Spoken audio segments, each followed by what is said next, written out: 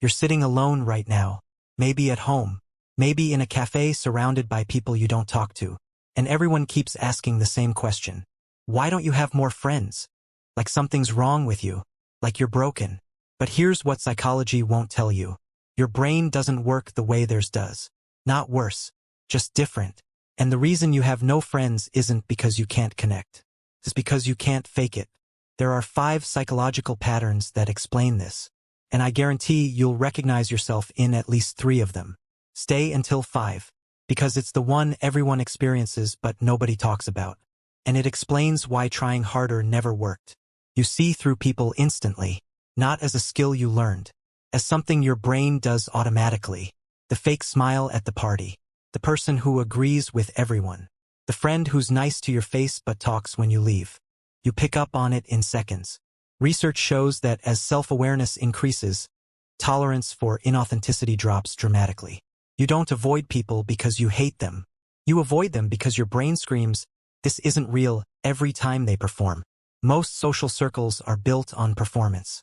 Everyone wearing the personality they think others want to see. And you can't unsee it anymore. So you'd rather sit alone in silence than sit in a room full of masks. That's not antisocial. That's self-protection. But the next reason goes deeper. It's not about other people. It's about how your mind processes connection itself. And why small talk feels like physical pain. You don't do shallow. You can't. Your brain shuts down when conversations stay on the surface. How's the weather? Crazy week, right? Did you see that thing everyone's talking about? These aren't conversations. These are social scripts people recite to fill silence. And your brain doesn't just get bored. It physically rejects it. Psychology shows that people with deeper cognitive patterns crave substance, not noise. You want to talk about what drives people, what they're afraid of, what keeps them awake at 3 a.m. You want real, and real is rare. So instead of collecting surface friendships that drain you, you wait for someone who can go deeper than the script.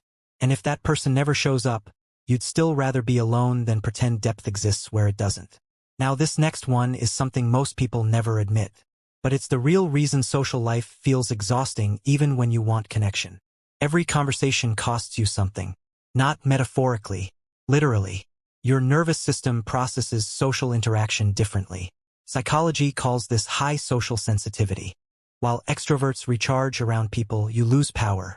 Every smile you return, every story you listen to, every emotional cue you pick up on. Your brain runs at full capacity during social contact.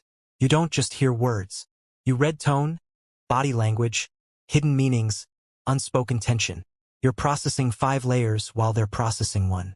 So after 2 hours of socializing, you're not tired. You're empty, and it takes days to recover. This isn't weakness.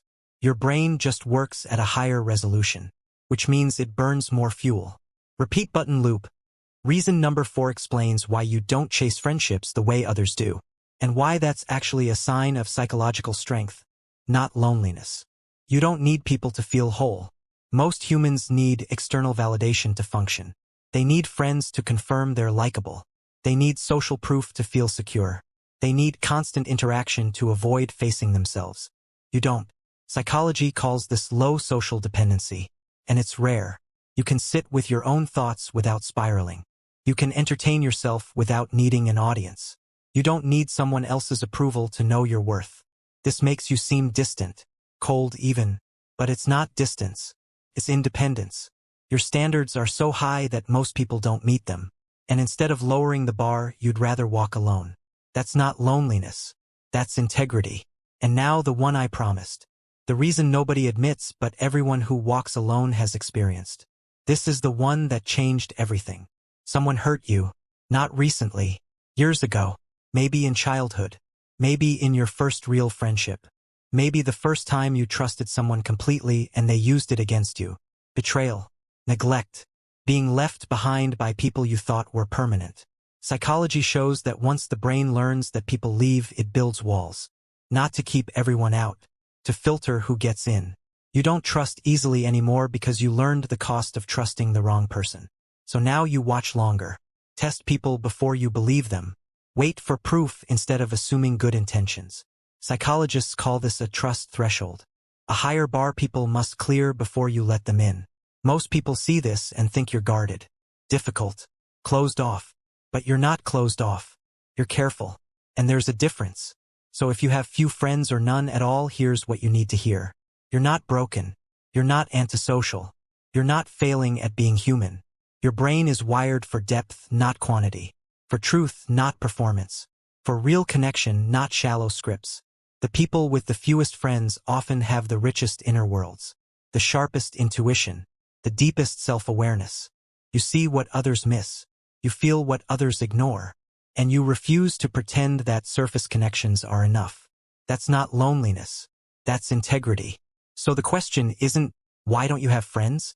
The real question is, why would you settle for fake ones? Most people spend their whole lives surrounded by people who don't actually know them. You'd rather wait for one person who does. And if that person never comes, you've already learned to be your own best company. That's not sad. That's strength. The rarest kind.